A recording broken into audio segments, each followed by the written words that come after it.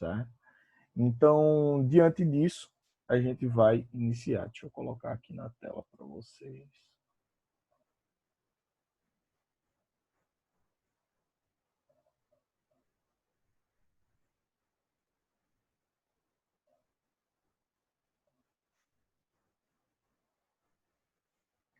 Então, quando a gente fala de desagregação, seria o fim, né, da monarquia brasileira. E aí, Pedim, né, Dom Pedro II, já não tão Pedim assim, nessa imagem, governou por quase 50 anos. Lembrando que ele assume com o golpe da maioridade em 1840 e é deposto em 1889, 15 de novembro de 1889. Então são praticamente 50 anos que ele passa governando o Brasil, tá? Então, diante disso, só para a gente iniciar, né, algumas questões aqui que nós já vimos para relembrar. Então, ó, quais foram as principais mudanças ocorridas no Brasil durante o segundo reinado? O que é que mudou de fato? E aí, o que é que vocês lembram? O que é que mudou no Brasil aí no segundo reinado? Uma coisa que alguém lembra.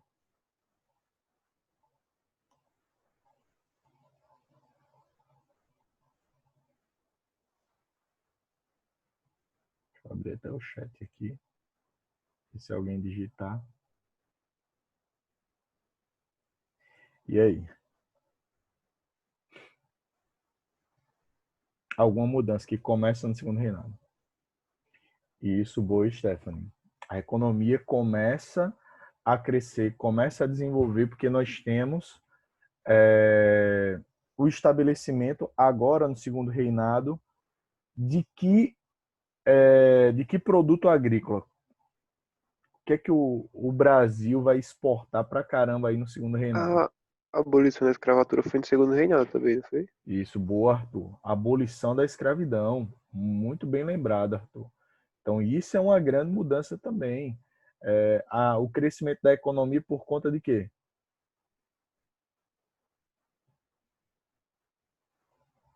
Qual é o grande produto sem o qual nós não temos como pensar o segundo reinado? Que seria ali o terceiro grande ciclo do Brasil. Exatamente, Isaac, o café. Tá? Então, o café vai alçar o Brasil a uma das grandes potências econômicas do mundo. Então, a economia do Brasil, ali no segundo reinado, ela vai estar num processo de franca ascensão. Socialmente, como o Arthur nos lembrou, nós temos o fim, né, o fim gradual da escravidão. Com isso, com essas leis que vão gradualmente acabando com a escravidão, nós temos a introdução de quem aqui no Brasil para substituir a mão de obra escrava? Quem são as pessoas que começam a substituir os escravos?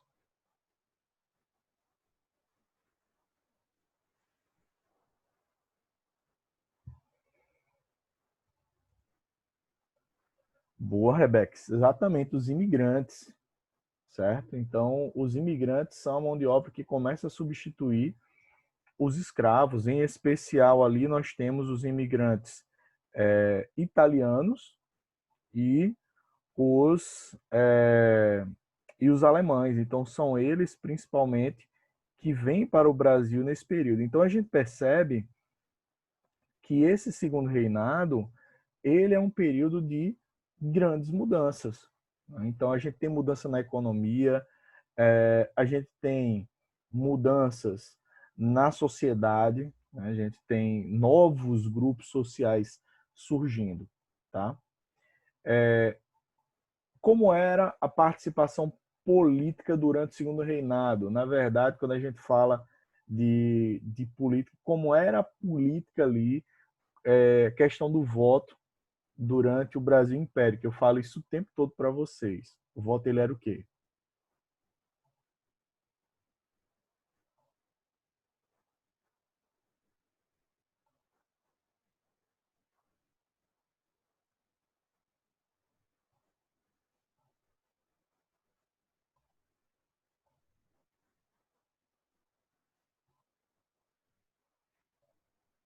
qualquer pessoa podia votar ali no Brasil Império. O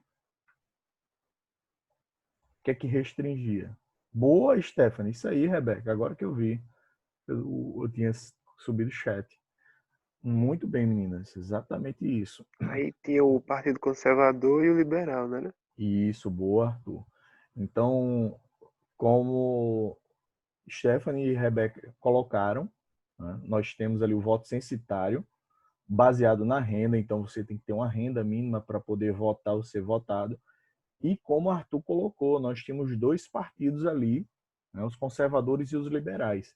E a partir de 1870, né, nós temos a instalação, o estabelecimento no Brasil do Partido Republicano, certo? Então, só a partir de 1870 que, de fato, os republicanos que ficavam juntos ali dos liberais é que vão chegar a se formar, de fato, como um partido político. E aí, uma outra pergunta, né? Quais as principais diferenças entre o regime monárquico e o republicano?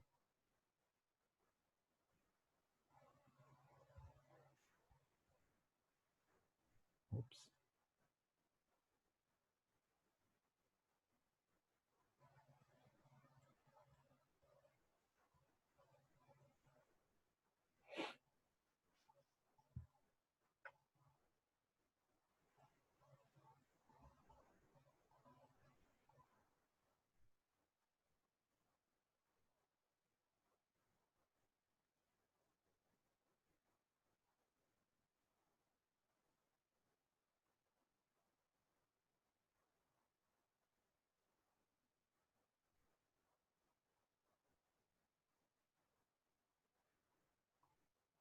E aí, pessoal? Vamos lá. No regime monárquico, quem é a autoridade máxima? O rei, né, o imperador. No regime republicano, dependendo do tipo de república, né, se tivermos uma república parlamentarista, vai estar dividido entre primeiro-ministro e o presidente, mas de qualquer forma nós temos outros poderes que não sejam ali a monarquia, né? Dentro de um regime republicano, nós temos a ideia de uma democracia, de alternância do poder, de democracia, tá? Que não existe em um regime monárquico, já que o poder ele vai ser o quê? Hereditário, que vai passando ali de geração a geração nas famílias, certo? Ai, desculpe. Então, é basicamente, né, essa a diferença que nós temos entre esses dois tipos, né, de, de sistemas de governo, né? E aí, essa última pergunta a gente vai tentar respondê-la ao longo dessa aula de hoje, tá bom? Então vamos embora. Como eu falei para vocês, ele é um processo diacrônico, ou seja, quando o governo cai em 1889, não é do dia para a noite, certo? Então é uma série de acontecimentos que vem ocorrendo que culmina com aquilo, tá bom? Que culmina com a instalação da República. Então, até mais ou menos 1870, Dom Pedro II ele governa com uma relativa estabilidade, sem problema nenhum. Então, até mais um pouquinho antes, né? Até mais ou menos 1860, por aí. Então, ele passa uns 20 anos mais ou menos governando tranquilo, né? O Brasil estava economicamente bem, não tinha problemas externos, né? Não estava envolvido em conflitos, então estava uma tranquilidade. Só que a partir dos anos 1860 a coisa começa a mudar. Primeiro, lembra que a gente falou na última aula sobre as questões externas ali do Segundo Reinado. Então, primeira coisa, nós temos a questão Christie, que interferiu nas relações diplomáticas entre o Brasil e a Inglaterra. Essa interferência aí culminou com o encarecimento dos produtos ingleses, já que o Brasil cortou relações diplomáticas e consequentemente econômicas, certo? E em 1864 se inicia a Guerra do Paraguai, que dura até 1870. Então, a partir dali, uma guerra ela gera um ônus gigantesco. Então, o custo de se manter uma guerra é muito grande. Então, diante disso, tem todo um esforço de guerra. Então, o governo vai aumentar impostos, vai pedir doações à população, mesmo que às vezes sendo forçadas. Então, tinha gente que tinha dinheiro, né? Um imposto já retirado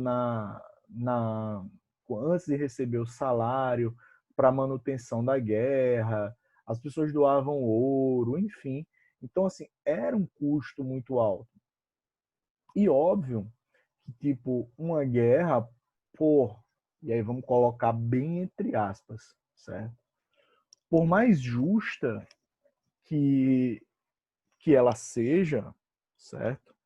Ela traz uma série de problemas sociais.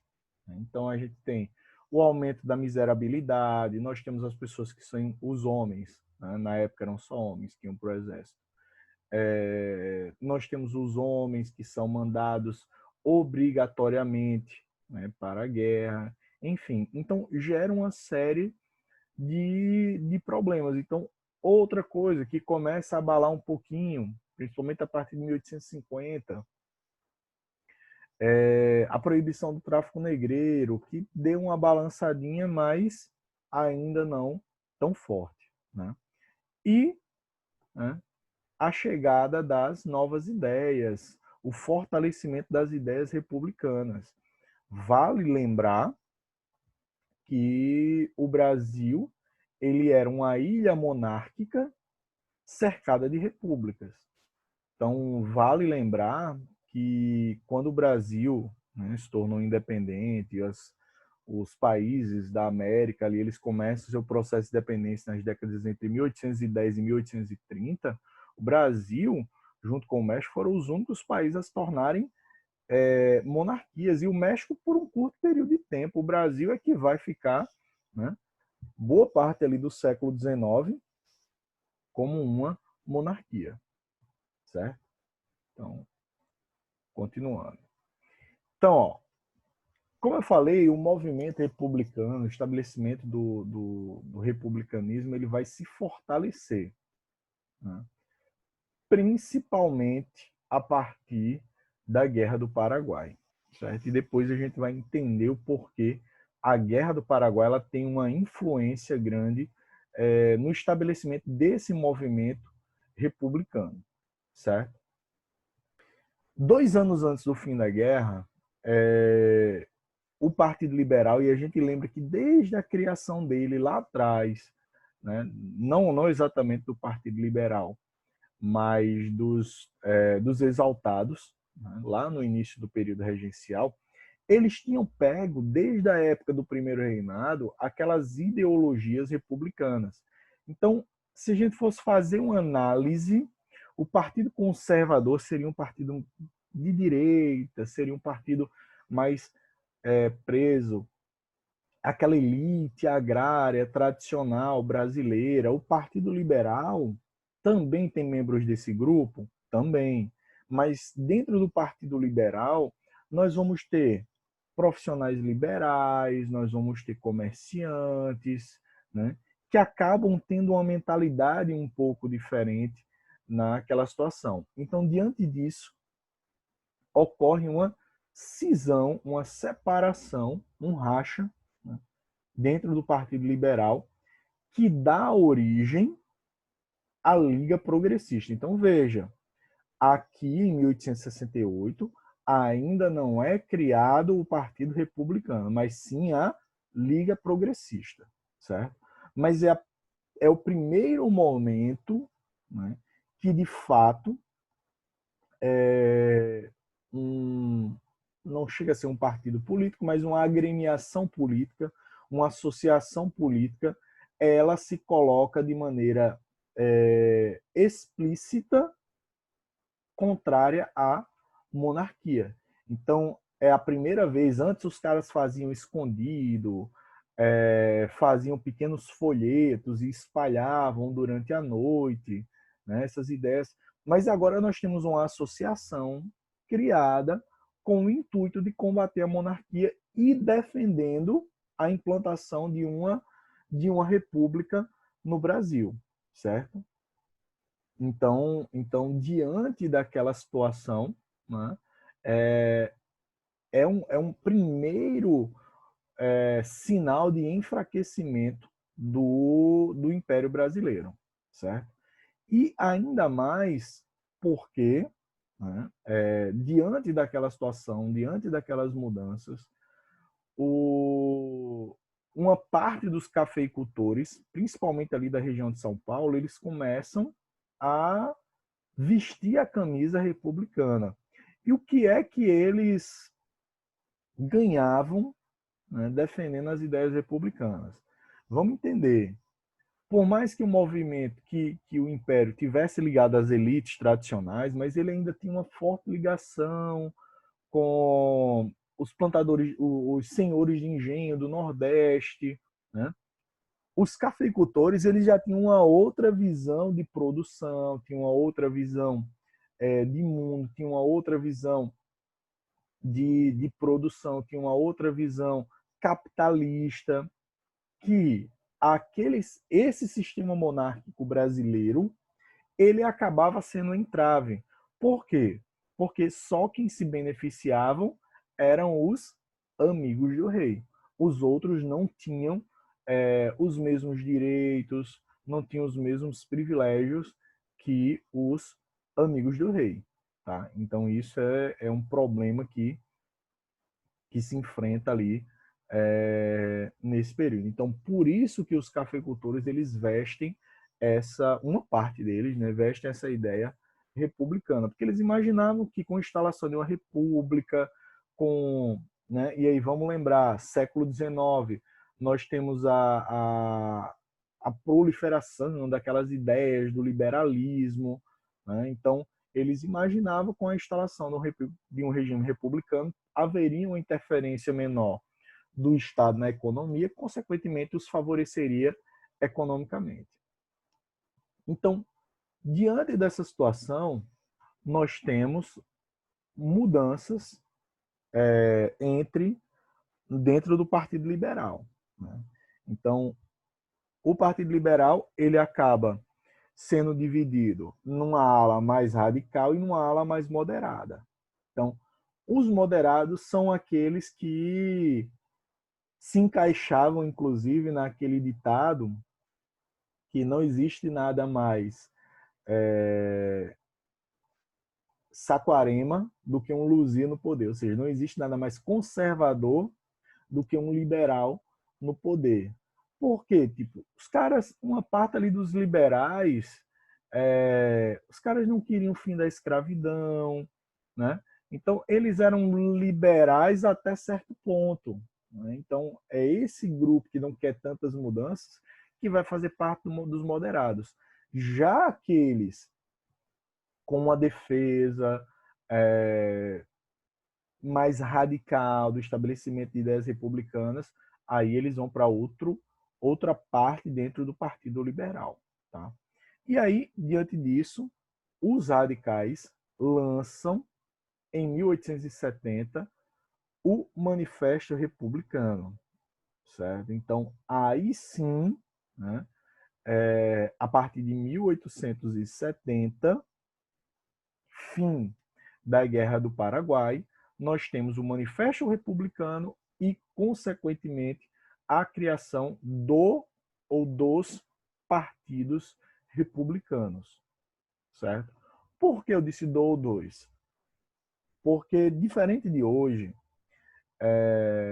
quando a gente tem partidos nacionais, o Partido Republicano ele cria uma identidade própria. E de acordo com as questões regionalistas e tal, eles acabam estabelecendo a criação de partidos locais. Então, você tinha Partido Republicano Mineiro, Partido Republicano Paulista, Partido Republicano Baiano. Então, cada província tinha o seu próprio Partido Republicano, que às vezes, dependendo de quem fazia parte, tinha uma visão mais radical, outros uma visão mais conservadora, né? Dependendo de quem estava na liderança local. Então, atentem para isso. Por quê? Porque essa ideia de partido local vai ser uma das bases que nós teremos quando se instala a República Brasileira em 1889. Durante o período da República Velha, o único partido nacional que nós tínhamos ali foi fundado em 1922, que foi o Partido Comunista Brasileiro. Todos os outros eles eram partidos regionais, locais, certo? Então, ó, quais são as ideias que vêm junto, né, da República? Então, a ideia do liberalismo, que seria a defesa das liberdades individuais e a menor interferência do governo, seja em assuntos relacionados à economia, seja assuntos relacionados às liberdades individuais. Então, é um dos aspectos que os republicanos trazem para os debates. A ideia jacobinista, e aí vamos lembrar lá da Revolução Francesa, né, que são aqueles grupos que defendem uma postura mais radical contra a monarquia, né, não só uma defesa republicana, mas um antimonarquismo muito forte. O federalismo, que isso aí não é novidade para a gente. Lembra que desde as revoltas regenciais, o debate sobre federalismo era bastante forte no Brasil. A ideia de uma autonomia maior para as províncias, que isso é a base do federalismo, que seria se apoiar naquele modelo estadunidense, né, onde cada estado ele é bem autônomo em relação aos outros. Então, a ideia é de que ocorresse uma situação semelhante aqui no Brasil. E o positivismo, que seria a defesa da implantação de um governo republicano, para que dessa maneira se alcançassem o progresso. Então, o positivismo ele vai lutar contra a monarquia, vai defender as ideias republicanas, certo? E, diante disso, né, porque lembra, e aí vocês verão isso com mais detalhes na filosofia, que os ideais lá de Augusto Comte, do positivismo, tem a ver com a ideia de desenvolvimento e de progresso. Então, diante daquela ideia progressista, de evolução de uma sociedade, de um grupo, né, a monarquia seria um entrave para esse crescimento, para esse desenvolvimento. Né? Então, por isso, os republicanos brasileiros eles vestem essa ideia positivista, certo? Só, né, já estou falando aí um pouquinho sobre ele, mas vocês veem com muito detalhe na filosofia e na sociologia o Auguste Comte. Né? Então, é a ideia do conhecimento racional, né? Ele vai montar aquela ideia do que é ciência, que para ser ciência precisa ser experimentada, né? Para que haja, e aí dentro de um aspecto sociológico, né, para haver o progresso necessita haver uma república. Né? E para que haja o desenvolvimento, o progresso, é necessário que haja uma ordem. O que seria essa ordem? É o que a ciência ali, positivista do século XIX vai defender. Tem que ter um método de estudo. Se não tem um método, não tem condições de progredir, certo? Então, diante disso, não é à toa que a nossa bandeira ela tem aquele lema, né, que vem com uma influência positivista muito forte. O ordem e progresso é justamente as ideias, né, uma síntese do positivismo que tem ali na nossa bandeira. Outra coisa que ele vai defender, né, é a separação da igreja e do Estado. Então vejam, o Brasil, né, quando Dom Pedro I ele proclama a independência do Brasil e tal, em 1822, 7 de setembro de 1822, ele estabelece uma vinculação entre o Estado e a Igreja Católica, né? Então, assim, o Brasil, só um detalhe, né? Que assim, a Constituição de 1824, eu lembro que eu falei isso para vocês, ela garantia a liberdade de culto privado. Eu lembro que eu falei isso para vocês, não sei se vocês estão lembrados, tá? Mas estabelece a Igreja Católica como religião oficial do Brasil. Lembra que eu falei disso? Lembra que eu falei dessa coisa do culto privado, que ele era liberado, né? Mas que, de certa maneira, o governo ele fazia, né, com que as pessoas dependessem de alguma maneira da Igreja Católica. Vocês lembram, né, disso que eu tinha falado para vocês ou não?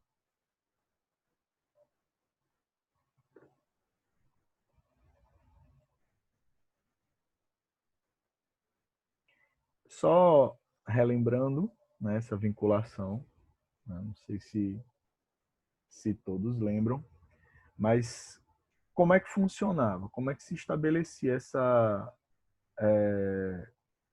essa mudança, né, essa vinculação com o Estado no Brasil? Então, eu sou judeu, né, então dentro da minha casa eu posso ter fazer o que eu quiser, né? O culto dentro da minha casa ele é meu. O que eu não posso é criar uma sinagoga. Então, uma sinagoga que seria um espaço público, isso aí eu não posso, né? Mas dentro da minha casa eu posso posso acreditar no que eu quiser.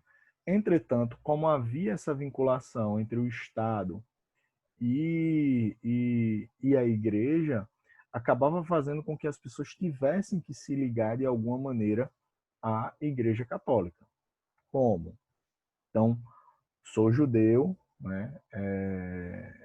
E quero, por exemplo, casar com Stephanie, tá?